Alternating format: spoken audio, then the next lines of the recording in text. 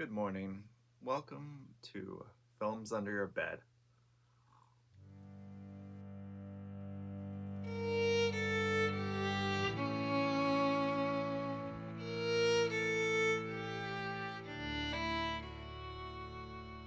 I'm Wesley McCraw, an indie author, and last night I watched Sinners at my local theater. So this morning I just wanted to talk about it, give my thoughts, a review.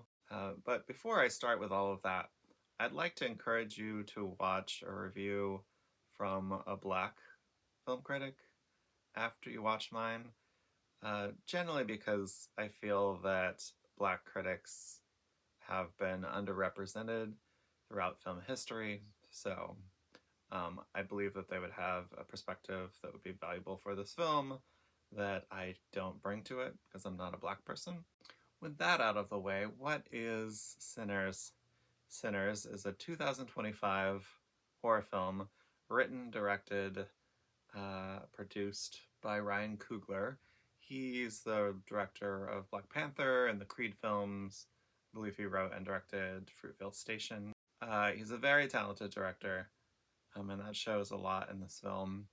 The film is about these twin brothers.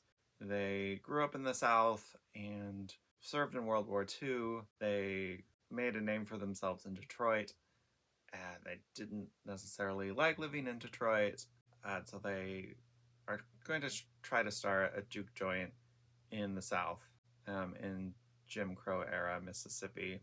They need a lot of help to start this establishment from people they know from their past.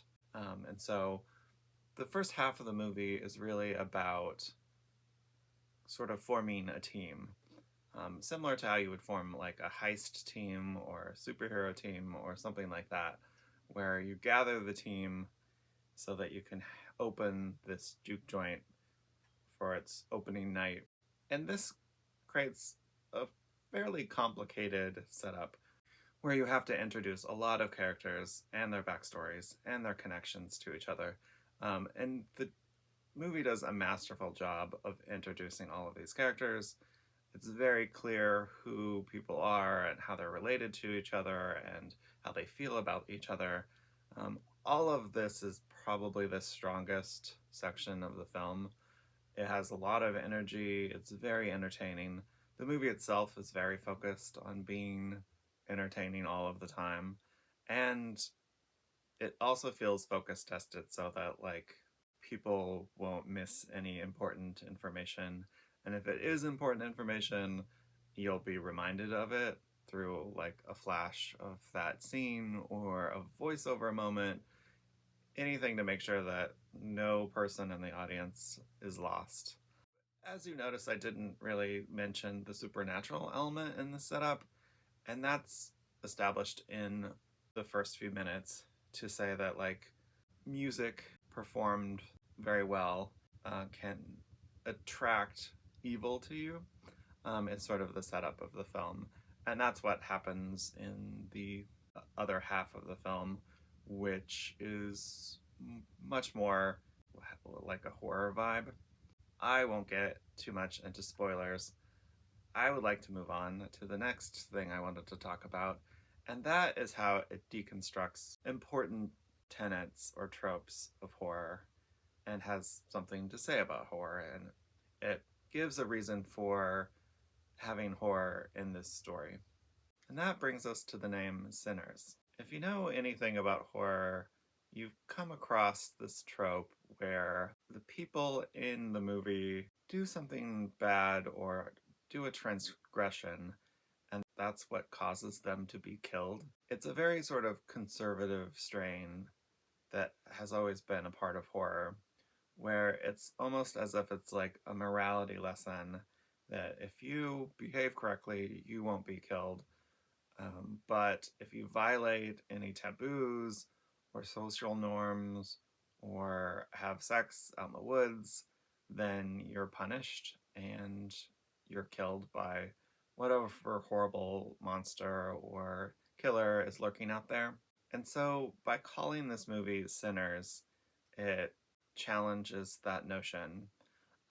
This has to do with a lot of horror has been made by white people and the dominant people in our culture.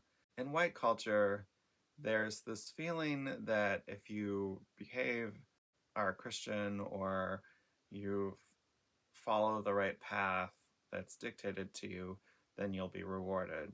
This is sort of a fiction. Obviously, bad things happen to good people. This fiction is easier to believe if you're white. If you're a black person growing up in America, this fiction is pretty obviously false. And so having horror that's based on this fiction just doesn't ring true. So in Sinners, it's about how even if you're good, you're going to be persecuted by the culture. So you need to grab freedom where you can. And that's sort of represented by the juke joint. Being a sinner is worth the price because you're going to be persecuted anyways, and you need to live your life and enjoy it for when you can. And that's sort of really what Sinners is about, is that like you need to live your life despite the people out there and the organizations and the things that like try to prevent you from living your life. Yeah. Did all of that make sense? And that's my feelings about Sinners. Thanks for watching. Like and subscribe, especially if you've made it this far. I will be doing more reviews of books and things.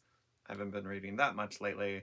Mostly it's all been writing, so I should have probably a writing update at some point. Thanks for watching again. See you soon.